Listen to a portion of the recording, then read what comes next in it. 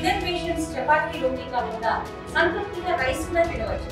Doctor rice, sugar free rice, doctor rice, diabetic rice, sugar పెన్సని బియ్యం, doctor rice. చిత్తూరులోని కూరగాయల market వద్ద అధిక మొత్తంలో గేటు వసూలు చేస్తున్నారంటూ కూడా చిరు వ్యాపారస్తులు కూడా వాపోతున్నటువంటి పరిస్థితి మాత్రం నెలకొందని చెప్పాలి. ఇటీవల కాలంలో ఏదైతే ఆ చిత్తూరులో ఉన్నటువంటి అతి పెద్ద కూరగాయల మార్కెట్ అయినటువంటి మార్కెట్ వద్ద మనం ఉన్నాం. అయితే ఇక్కడికి రైతులు పండించినటువంటి పంట అంతా కూడా ఇక్కడ తీసుకుని వచ్చి విక్రయించి అమ్ముకునేటువంటి పరిస్థితి మాత్రం ఒక నెలకొంటుందని చెప్పాలి. అయితే ఏదైతే ప్రధానంగా వాళ్ళు తెచ్చినటువంటి పంటని అమ్ముకునేందుకు ఇక్కడ గేటు కొంత రుసుము చెల్లించి తర్వాత వారికి ఏదైతే కేటాయించినటువంటి షాపుల వద్ద కూడా విక్రయిస్తూ ఉంటారు.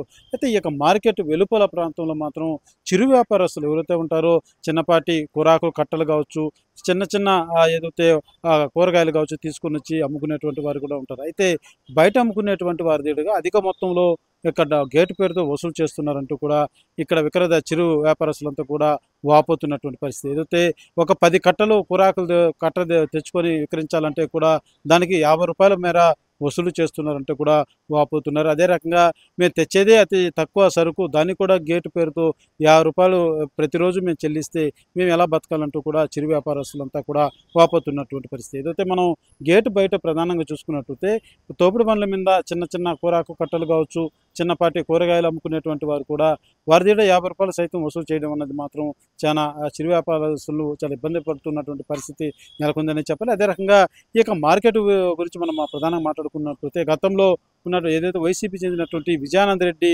గతంలో ఏదైతే పూర్తిగా గేట్ అన్నదే లేకుండా కూడా దాదాపు 3 ఏళ్ల పాటు ఇక చిరు వ్యాపారస్తులు కావచ్చు, కూరగాయలు అమ్ముకునేటువంటి మిగిలినటువంటి రైతులు కూడా కావచ్చు, వారు పూర్తి స్థాయిలో గేట్ అన్నదే కట్టకుండా ఉచితంగా మీరు కూరగాయలు అమ్ముకోవాలంటూ కూడా 3 ఏళ్ల పాటు ఆయన గతంలో ఆయన ఏదైతే టెండర్ విధానాన్ని కూడా ఎత్తేసి పూర్తిగా ఆయనే చెల్లించి రైతులంతా కూడా పంటలు అమ్ముకోవాలా, బాగుపడాలన్న ఉద్దేశంతో కార్యక్రమం కూడా గతంలో నిర్వహించినటువంటి పరిస్థితి. అయితే దాని తర్వాత పూర్తిగా ప్రభుత్వాలు మారే. అయితే ఇప్పుడు ఏదైతే ఈ యొక్క మున్సిపాలిటీ పరిధిలో ఈ యొక్క టెండర్ ద్వారా ఈ యొక్క గేటు వసూలు చేసేటువంటి కార్యక్రమం ఉంటుందో ఆ యొక్క గేటు వసూలు చేసేటువంటి వ్యక్తులు అధిక సంఖ్యలో ఏ విధంగా వసూలు చేస్తున్నారు అన్నది మాత్రం చిరు వ్యాపారస్తుల నుంచి పెద్ద సంఖ్యలో మాత్రం విమర్శలు వెల్లువెత్తున్నాయని చెప్పాలి. అయితే చిన్నపాటి వ్యాపారస్తులను కూడా ఈ తరహా ఇబ్బంది పెట్టి ఎందుకు వసూలు చేస్తున్నారు అన్నది మాత్రం ఒక క్వశ్చన్గానే మారిందని చెప్పాలి. అయితే పెద్ద సరుకు ఎక్కువ సరుకు తెచ్చుండి లోపల విక్రయిస్తూ ఉంటే దానికి తగిన రీతిలో ఏదైతే గవర్నమెంట్ ప్రకారం యొక్క మున్సిపాలిటీ పరిధి ప్రకారం ఏ రేట్లు అయితే నియమించారో ఆ రేట్లు వసూలు చేస్తే కూడా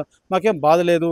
కానీ ఒక 10 కట్టలో ఒక 10 కేజీల కూరగాయలు తెచ్చుకొని అమ్ముకునేటువంటి చిన్నపాటి రైతుని కూడా ఈ యొక్క గేటు పేరుతో ఈ రకంగా పదే 50 రూపాయలు అదే దానికి మించి కూడా వసూలు చేస్తున్నారన్నది ప్రధానంగా ఈ చిరు వ్యాపారస్తులంతా కూడా వాపోతున్నటువంటి పరిస్థితి. అయితే ఏదైతే గతంలో ఉచితంగా చిన్నపాటి రైతులకు పంటలు అమ్ముకునేలాగా వెసులుబాటు ఉండింది, కూడా అది తీసేశారు. కానీ ఇప్పుడు వసూలు చేసే విధానంలో కూడా ఏదో సరుకు చూసి దాని తగ్గ స్థాయిలో వసూలు చేస్తే పర్వాలేదు, ఈ రకంగా డిమాండ్ చేయడం ఏమిటంటూ కూడా చిన్నపాటి రైతులంతా కూడా వాపోతున్నటువంటి పరిస్థితి. అయితే దీని యొక్క వ్యవహారాన్ని మాత్రం మున్సిపల్ అధికారులు ఖచ్చితంగా గుర్తించాలి. ఈ చిరు వ్యాపారస్తుల పట్ల ఈ యొక్క వసూల్ని దందా చేస్తున్నటువంటి వారి పట్ల కఠిన చర్యలు చేపట్టాలంటూ కూడా చిరు వ్యాపారస్తులంతా కూడా వాపోతున్నటువంటి పరిస్థితి. అందులోనూ చిరు వ్యాపారస్తులకి ఆదుకోలేదంటే మాత్రం మేము ఎలా బతకాలి, మాకు పంట వచ్చేది అంతంత మాత్రం, ఇలాంటి చిన్నపాటి ఆ యొక్క దీన్ని కూడా విక్రయించేటువంటి వ్యాపారస్తుల పట్ల కూడా ఈ రకమైనటువంటి వసూలు చేయడం ఇది ధర్మం కాదంటూ కూడా చిరు వ్యాపారస్తులంతా కూడా మనస్తాపం చెందుతూ ఆవేదన గురవుతున్నటువంటి పరిస్థితి. ఇది ఖచ్చితంగా అధికారులు మాత్రం గుర్తించి మేము తెచ్చే 5-10 కట్టలు అమ్ముకునే దానికి కూడా వెసులుబాటు లేదంటే ఇంకా మేము ఎలా బతకాలంటూ కూడా వాపోతున్నటువంటి పరిస్థితి. అధికారులు పూర్తిగా ఈ యొక్క ఎవరైతే గేటు వసూలు చేస్తున్నటువంటి వారి పట్ల మాత్రం కఠిన చర్యలు తీసుకోవాలి. అదే రకంగా ప్రశాంతంగా రైతులు తెచ్చినటువంటి పంటని ఇక్కడ అమ్ముకునేలాగా వెసులుబాటు కల్పించాలంటూ డిమాండ్ చేస్తున్నటువంటి పరిస్థితి మాత్రం నెలకొందని చెప్పాలి. కెమెరా పర్సన్ కోటితో సురేష్, RTV, చిత్తూరు. బాడీ చేసుకుంటాను 50 రూపాయలు ఎంత 5 ఏళ్ళు 1 లక్ష రూపాయలు యాడ్ నుంచి చూడు 50 రూపాయలు మూటకనే మామూలుగా ఎట్ట లెక్క తీస్తారు? సరే టెంకాయలు మాకు ఇదే ఉండే సరుకు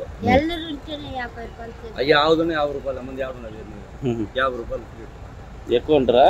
ఎక్కువ మరి 50 రూపాయలకి 5 ఏళ్ళకి ఎంత అవుతుంది లెక్క 5 లక్ష రూపాయలు అవుతుంది. 1 లక్ష రూపాయలు సంపాదించేటువంటి ఈడెందుకు ఉంటాం మేము.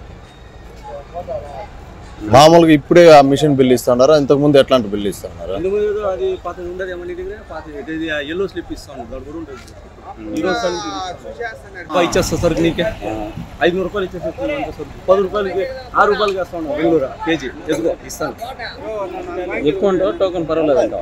20 రూపాయలు పెట్టండి అబ్బా, మీకు ఖర్చులు ఉంటాయి వద్దండి. 20 రూపాయలు 30 రూపాయలు పెట్టాలి కానీ 50 రూపాయలు దించుతాను కానీ 50 రూపాయలు అనేసి వస్తాను. ఇప్పుడు మిషన్ బిల్ కొట్టినారు కదా, మొన్న నిన్న అంతా మామూలుగా ఇటుకి వస్తా ఉంటావు కదా నువ్వు? నేను టెంకాయలు తెచ్చేది నా దగ్గర దినాము 50 రూపాయలు తీస్తారు. 50 రూపాయలు దినాము తీస్తాను. దాంతో ములాజీ నేను 50 ఇస్తాను, ఆయన 50 ఇస్తాను, ఆమె 50 ఇస్తుందే, ఈమె 50 ఇస్తాను. 45 మంది ఉంటాము, అందరి దగ్గర 50 రూపాయలు తీస్తారు. తెలుగులో ఫాస్టెస్ట్ న్యూస్ ఇప్పుడు కొత్త అవతారంలో 5 సెకండ్లోనే పూర్తి వార్తా సమాచారం మీ చేతిలో. సోషల్ మీడియా ట్రెండ్స్ మీ కళ్ళ ముందుకే live TV and voice search options తో ఇప్పుడే డౌన్లోడ్ చేయండి. యాప్ లింక్ డిస్క్రిప్షన్ లో ఉంది.